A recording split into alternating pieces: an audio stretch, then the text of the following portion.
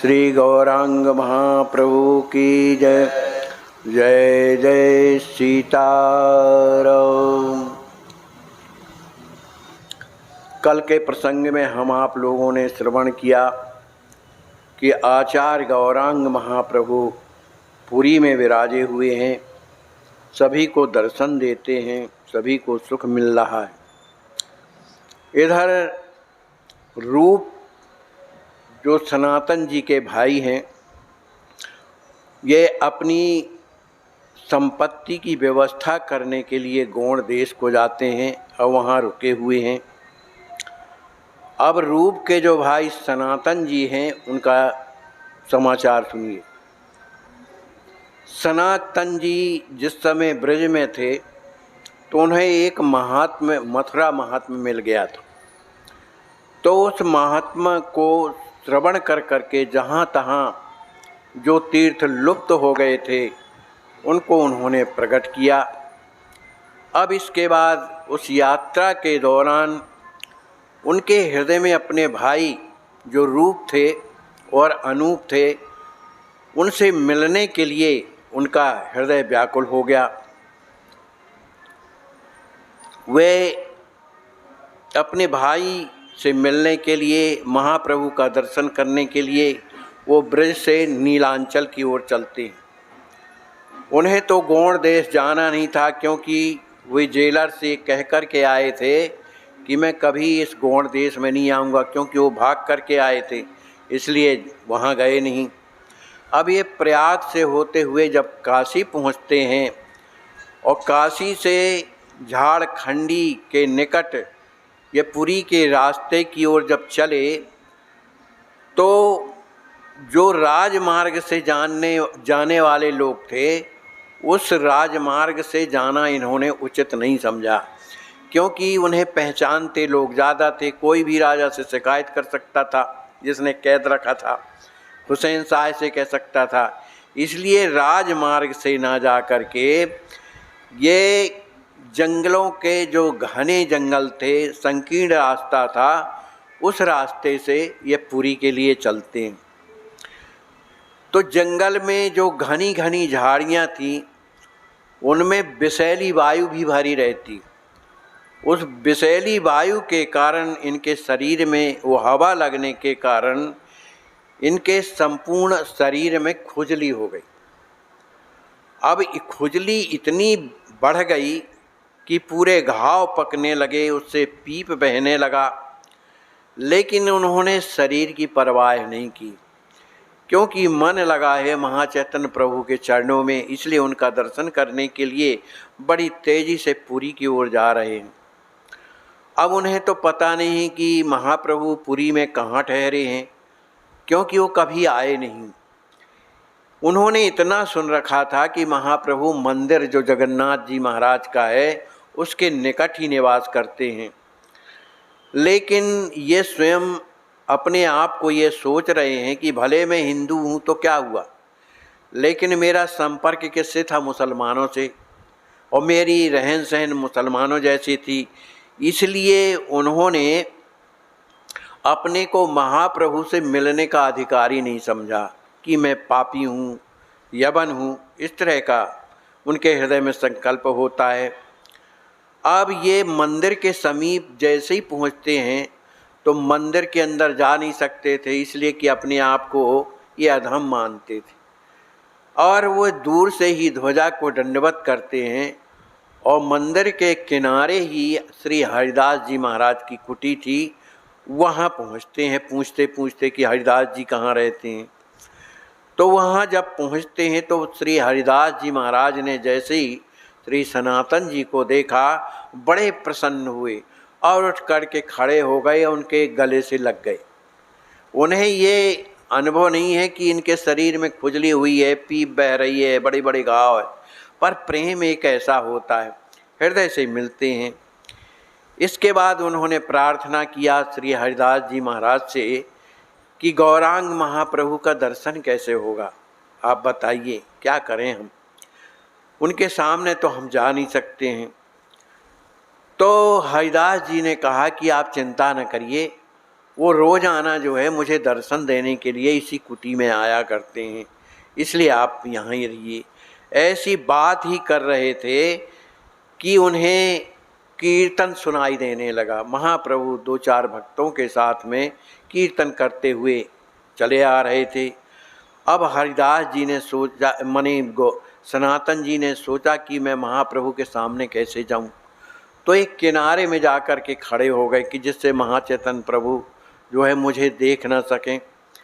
अब जैसे ही महाप्रभु वहाँ आते हैं कीर्तन करते हुए, तो इन्होंने, सनातन जी ने साष्टांग दंडवत किया, दूसरी ओर से दंडवत किया। अब जब इन्होंने दंडवत किया तो श्री हरिदास जी महाराज ने महाप्रभु से कहा, प्रभु श्री सनातन जी आपको दंडवत कर रहे हैं। तो महाप्रभु ने कहा, अरे कहाँ है भाई, दंडवत तो सामने से किया जाता है, कहाँ दंडवत कर रहे हैं। तो बताया, तो किनारे से पड़े हुए थे। महाचैतन्य प्रभु ने जैसे ही श्री सनातन जी को देखा, दौड़ करके उन्हें उठाया, अपने हृदय से लगा लिया। अब जब हृदय से लगा लिया तो सनातन जी बड़े दुखी होते हैं, अरे प्रभु मैं अधम हूँ, नीच हूँ, और देखो ना मेरे शरीर से पीप बह रहा है, मुझे छोड़ दीजिए। इस तरह से बड़े दुखी होने लगे। लेकिन महाप्रभु कब सुनने वाले हैं, वो तो हृदय से लगाए हैं। अरे कहा, तू क्या कह रहा है, तेरे शरीर से आज मेरा स्पर्श जो हो गया तो मेरा शरीर पावन हो गया। तेरे शरीर से दुर्गंधी नहीं, सुगंधी आ रही है, मुझे अनुभव हो रहा है, क्योंकि तुझ पर भगवान की कृपा है। जो भगवान के हृदय माने इस तरह के हो जाते हैं, जिनका अपना अस्तित्व तो नहीं रह जाता, समर्पण पूर्ण रूप से हो जाता है, तो उनका मन, बुद्धि, चित्त और यहाँ तक कि शरीर भी, उनमें मलमूत्र की दुर्गंध नहीं होती, क्योंकि भगवान सच्चिदानंद में हो जाते हैं। तो महाप्रभु ने कहा कि तेरे शरीर से तो कितनी सुंदर सुगंधी आ रही है और तू इस तरह से बोल रहा है। लेकिन सनातन जी को छोड़ नहीं रहे थे महाप्रभु। अब यहाँ पर सनातन जी महाराज तो अत्यंत दुखी होकर के रोने लगे। तो उनके जो महाचैतन्य प्रभु के जो वस्त्र पहने हुए थे कसाय, वो भींग गए। थोड़ी देर के बाद महाप्रभु सनातन जी से मिलने के बाद एक आसन पर विराजमान हो जाते हैं और सनातन जी अपना सिर नीचे किए हुए और बैठ जाते हैं हरिदास जी के साथ में। प्रभु ने धीरे धीरे रूप का वर्णन किया। रूप मतलब उनके जो भाई थे रूप, और उनका भाई जो अनूप था उनका वर्णन किया। उन्होंने बताया कि तुम्हारा जो भाई अनूप है वो इस संसार में नहीं है, क्योंकि रास्ते में उसे बीमारी हो गई थी, बुखार आ गया था, इसलिए उसका शरीर छूट गया।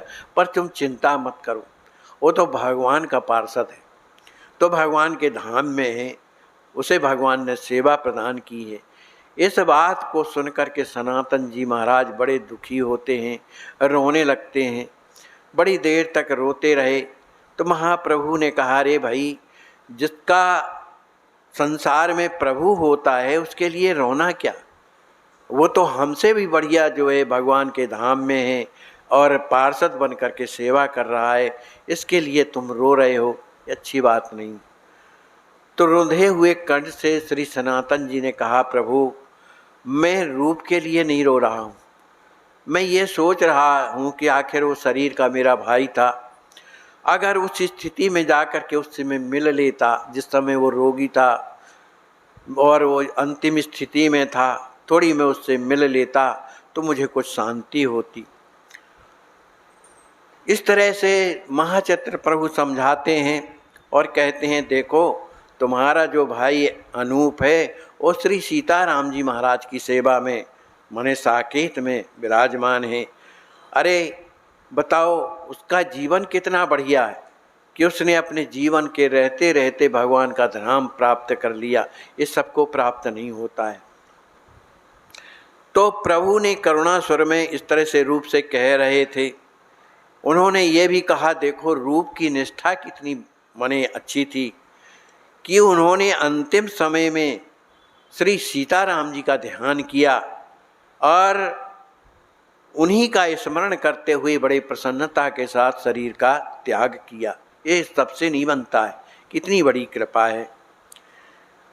प्रभु के इस तरह से कहने पर सनातन जी को कुछ ढाढ़स हुआ, पर सनातन जी ने कहा कि प्रभु ये तो मैं उसकी निष्ठा को जानता हूँ कि वो श्री सीताराम जी महाराज का प्रेमी था, उनका भक्त था, और हम लोग तो श्याम सुंदर के भक्त हैं।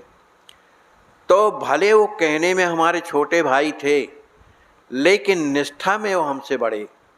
उनकी निष्ठा जितनी बलवती है उतना हम लोगों में नहीं है, माने न रूप में न मुझ में है।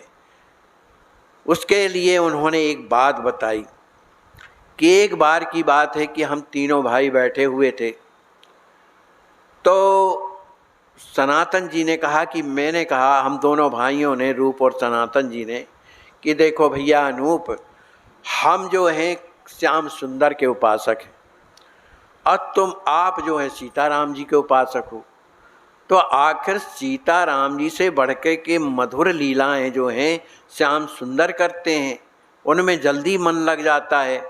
और राम जी महाराज तो मर्यादा पुरुषोत्तम हैं, वो अपने आचार विचार से और संतुलित बने रहते हैं, लेकिन श्याम सुंदर की जो लीलाएं हैं चपलतापूर्ण, वो मन में जो है मन को प्रसन्नता देती रहती हैं। तो हम चाहते हैं कि तुम भी श्याम सुंदर के भक्त बन जाओ। इस बात को सुनकर के अनूप ने कहा कि भैया जो आप कहेंगे तो हमारे हित की तो बात करेंगे, क्योंकि माता पिता आप ही हैं, है ना। लेकिन आप मुझे कल जो है कृष्ण मंत्र की दीक्षा दे दीजिए। सनातन जी से कहा हमें दीक्षा दे दीजिएगा, तब मैं श्याम सुंदर का भक्त बन जाऊंगा, उनकी सेवा करूंगा। ऐसा कह कर के, अब चूंकि सब साथ में रहते थे, ये घर की बात है, जिस समय घर में रहते थे उस समय की बात, तो अनूप जा करके और अपने कमरे में बैठ करके रोता रहा कि प्रभु मैं आपको कैसे छोड़ूं, मैंने सीताराम जी को।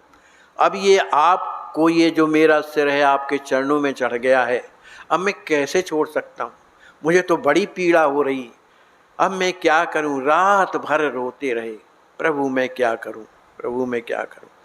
इस तरह का जब रात भर रोता रहा अनूप, जब सवेरा होता है तो अपने भाई के चरणों में प्रणाम करके कहते हैं भैया क्या करूं, मैंने ये सिर श्री सीताराम जी को अर्पित कर दिया है, अब मैं इस सिर को उनके चरणों से कैसे लौटाऊं, ये नहीं लौट रहा है।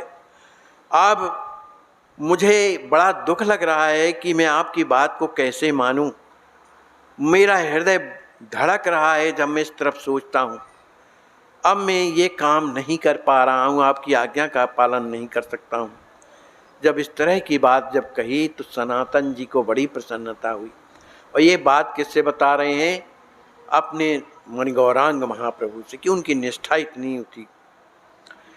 तो महाप्रभु कहने लगे, अरे सनातन, निष्ठा इसी को कहते हैं, है ना। एक बार मुरारी गुप्त भी, जो उनके शिष्य थे, वो भी सीताराम जी के माने उपासक थे, तो मैंने उन्हें यही कहा था कि तुम सीताराम जी की उपासना को छोड़ करके श्याम सुंदर कृष्ण की उपासना करो।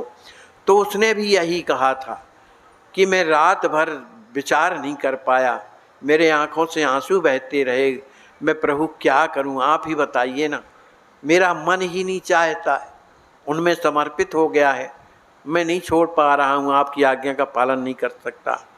तो महाप्रभु ने उसे हृदय से लगा लिया था मुरारी जी को, और कहा भगवान के प्रेम की प्राप्ति का यही साधन है कि अपने जो माने इष्ट देव हैं उनमें निष्ठा होनी चाहिए, माने उनके अतिरिक्त किसी को ना माने, उसी को अनन्यता कहते हैं।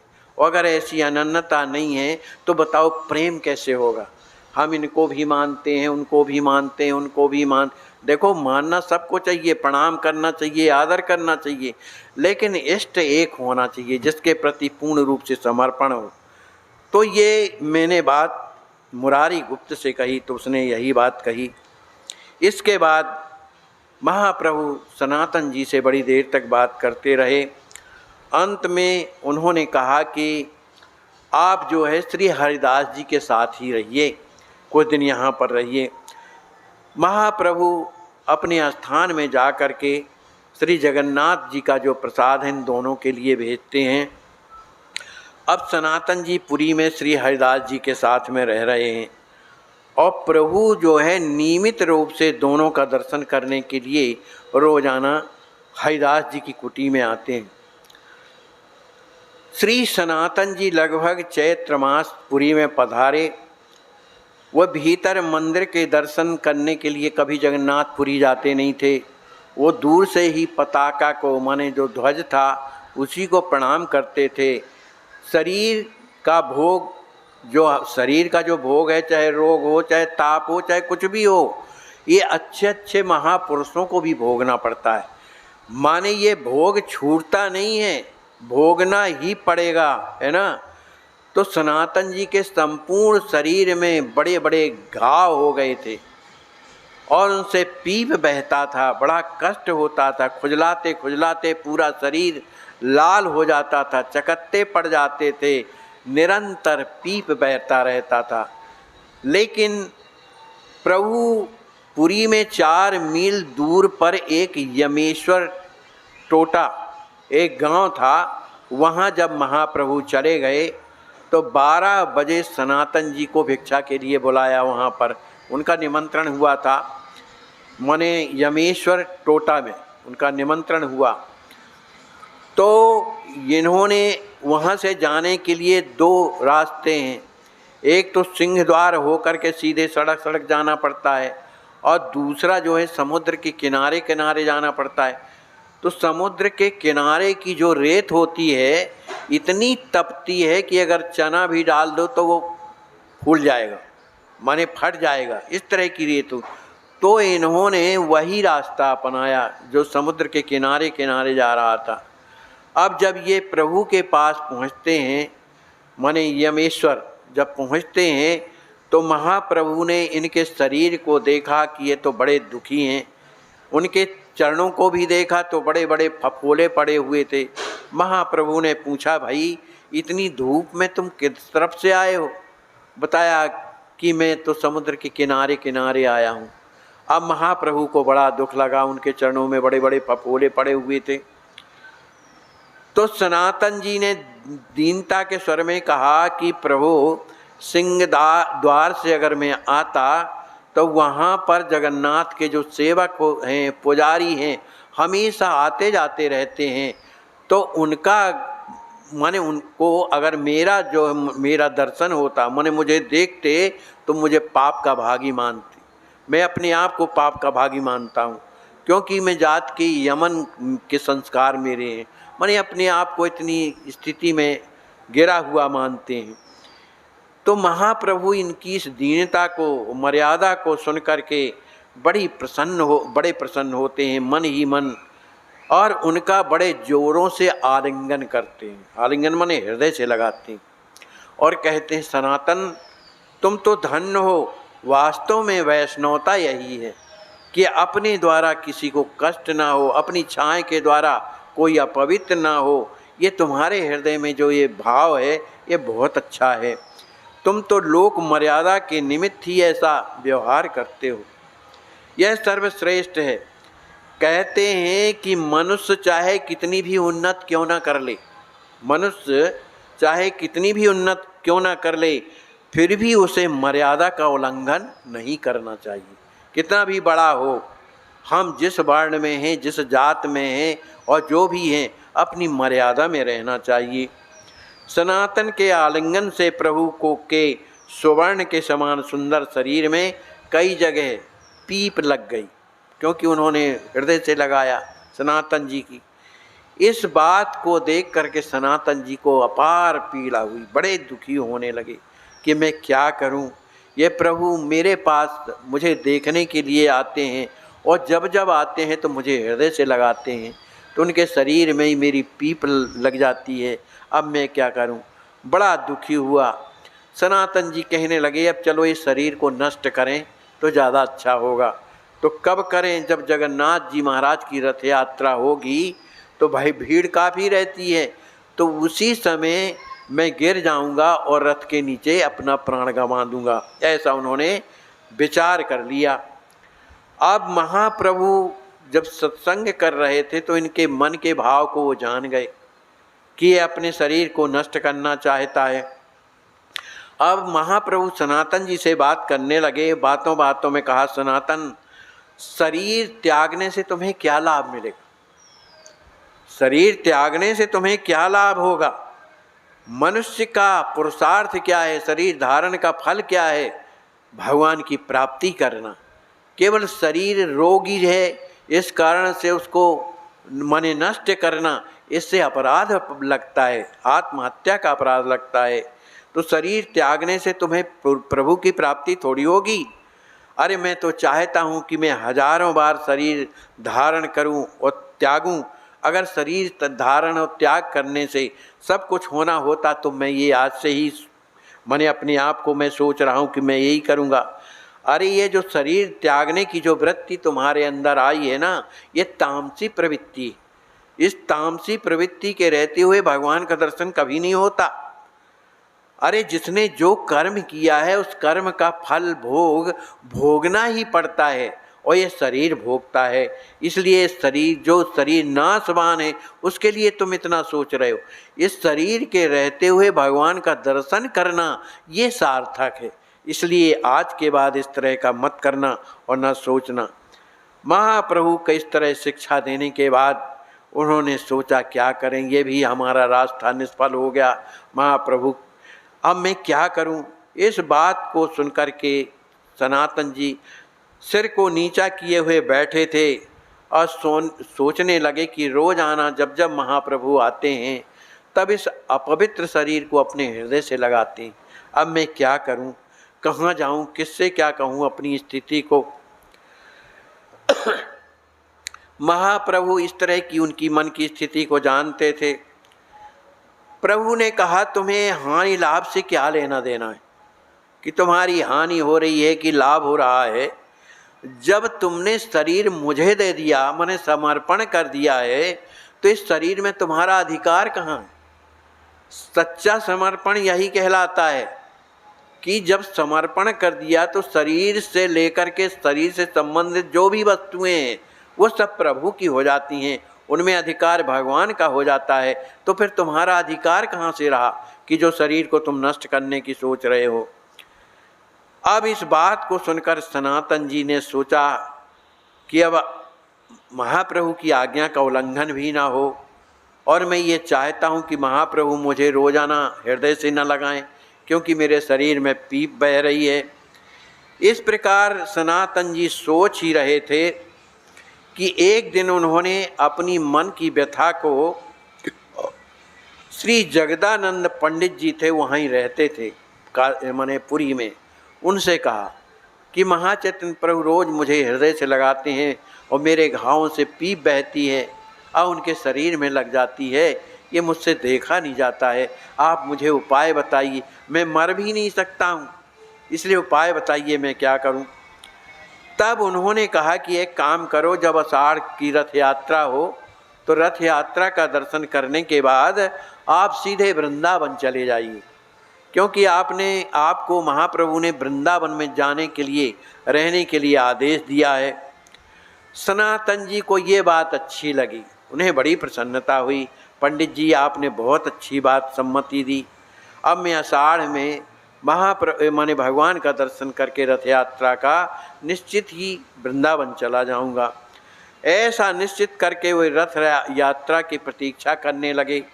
एक दिन बातों बातों में प्रभु से कहा सनातन जी ने कि प्रभु जो है पंडित जी जगदानंद हैं, उन्होंने बहुत सुंदर मुझे सुझाव दिया है। महाचैतन्य प्रभु कहने लगे, क्या सुझाव दिया है? कहा, उन्होंने कहा है कि आपको जब महाचैतन्य प्रभु ने वृंदावन रहने के लिए कहा है तो आप यहाँ की रथ यात्रा का दर्शन करके वृंदावन रहो। अब तो इस बात को समझने में महाप्रभु को देरी नहीं लगी। कहा, ये जगदानंद कब से पंडित बन गया जो लोगों को शिक्षा देने लगा है? आप बताओ, सनातन इनसे बढ़कर के विद्वान हैं, सब कुछ हैं, और ये कल का छोकरा और ये शिक्षा दे रहा है। वृंदावन जाने के लिए कह रहा है। माने ये महाप्रभु केवल अंदर से तो प्रेम था, लेकिन ऊपरी इस तरह से उन्हें डांट रहे थे। इस बात को सुनकर के जगदानंद तो सन्न हो गए कि मैंने कहाँ से कह दिया। अब उनके शरीर में रक्त ना हो, इस तरह की स्थिति हो गई। उनके आंखों से आंसू बहने लगे, पृथ्वी की ओर देखने लगे। सनातन जी ने अत्यंत विनम्र भाव से प्रभु से कहा, उनके चरणों को पकड़ करके, प्रभु जगदानंद ने तो मेरे हित की बात कही है ना, तो अब आप मुझ पतित को जो स्पर्श करते हैं और मेरे शरीर के घाव की जो पीप है आपको लग जाती है, इसलिए मैंने ये रास्ता पूछा था। तो उन्होंने मुझे जो सलाह दिया तो अच्छी दी है उन्होंने। प्रभु ने कहा, अरे ये जो शरीर तेरा है ना सनातन, ये मेरा शरीर है। इस मेरे शरीर की तुझे इतनी चिंता करता है। यह शरीर ही सब कुछ समझता है। अरे इसे वैष्णव के महत्व का पता नहीं।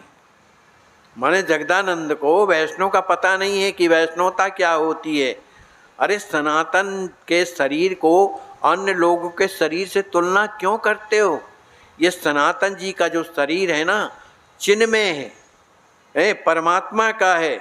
और उसे खुजली और कुष्ठ कहाँ? मैं तो देखता हूँ कि इसके जो कुष्ठ हुआ है, माने जो पीप बहती है, उसे तो मुझे सुगंधी अनुभव होती है, और तुम कहते हो पीप बहती है। अब इनका शरीर तो सूंघो तो जा कर के कितनी सुगंधी आती है। अब भैया सनातन जी के ऊपर तो कृपा है? तो अब मैं सनातन जी को इस तरह से नहीं लगाता हूँ हृदय से, उसके शरीर से सुगंध आती है इसलिए लगाया करता हूँ। प्रभु की इतनी बड़ी सनातन जी की बड़वारी कर सुन करके अब सनातन जी तो बड़े दुखी हो गए, रोने लगे कि प्रभु मैंने ऐसा कौन सा अपराध किया है, किन जन्मों में मेरा आज का जो यह पाप जो है उदय हुआ है, जो आप मुझे ये प्रशंसा रूपी जो हलाहल जहर है, जो मेरी प्रशंसा कर रहे हो, ये जहर ही तो है। तो ये प्रशंसा रूपी जो विष पिला रहे हैं। जगदानंद का तो भाग उदय हुआ। आज त्रिलोकी में इनसे बढ़कर के भाग्यवान कौन होगा? इनका वात्सल्य मुझ पर कितना है तो ये मैं अनुभव करता हूँ। ऐसी भर्त्सना जिसके भाग्य में बदी है। माने जो जगदानंद को प्रभु ने जो डांटा, देखो महापुरुषों का डांटना भी कृपा कहलाती है। तो आज जगदानंद जो हैं महाप्रभु की डांट तो सह रहे हैं, लेकिन अपनी उनकी कृपा समझ करके उन्हें बड़ी प्रसन्नता हो रही है। कहते हैं वे महान भाव धन्य हैं गुरुजन जिनकी नित्य आलोचना करते हैं कि तू ठीक नहीं है, तू ऐसा करता है, वैसा करता है। वो इसलिए कहते हैं कि तुम उनके जीवन की कोई भी क्रियाएं गलत ना होने पावे, इसलिए हमेशा गुरु अपने शिष्यों को शिक्षा देते रहते हैं। वे परम सौभाग्यशाली हैं। हे करुणा के सागर प्रभु, इस अधम को किस अपराध से अपनेपन से पृथक आपने जो प्रशंसा रूपी जो ये सर्पणी बल रूप मेरे गले में जो लपेट दी है। माने सनातन जी कहते हैं, हे प्रभु अब मुझसे ये सहन नहीं होता है जो आप इतनी मेरी प्रशंसा करते हैं। सनातन जी की ऐसी हृदय से दुख की वाणी को सुन करके महाप्रभु बड़े लज्जित होते हैं और बड़े प्रेम से और जगदानंद की ओर कर देख करके कहने लगे, जगदानंद ने मेरे शरीर के स्नेह से, माने मेरे शरीर में जो पीप लग जाती है, इस कारण से जगदानंद ने कहा कि तुम यहाँ न रह करके और ब्रज चले जाओ, वृंदावन चले जाओ। इसलिए उन्होंने ऐसी सम्मति दी है। मैंने अपने क्रोध के आवेश में ऐसी बातें कह दी इन्हें। इसका कारण मेरा तुम्हारे ऊपर सहज स्नेह है, इसलिए मैंने ऐसा कहा। अब अगले वर्ष तुम वृंदावन जाना, सनातन जी को आज्ञा कह दी। ऐसा कह करके प्रभु ने श्री सनातन जी को पुनः हृदय से लगा लिया।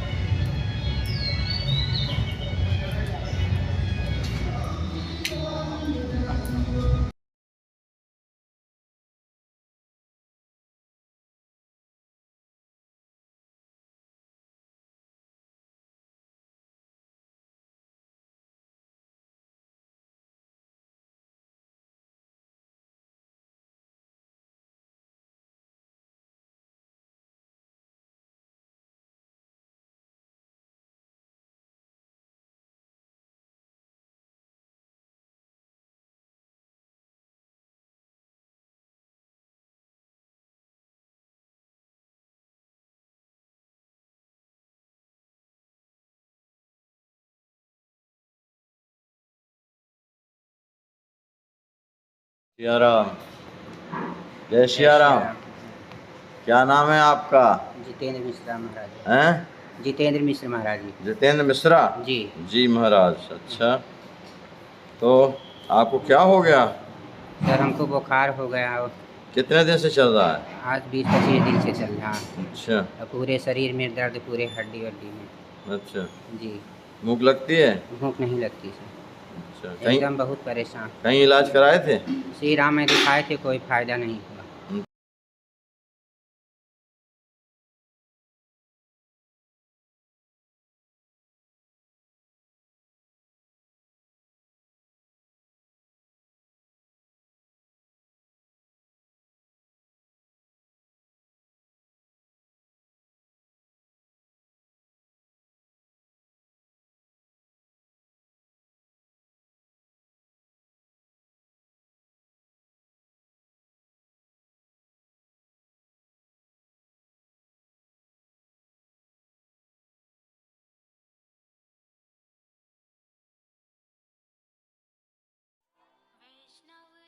हो रहा है धरातल पर या नहीं,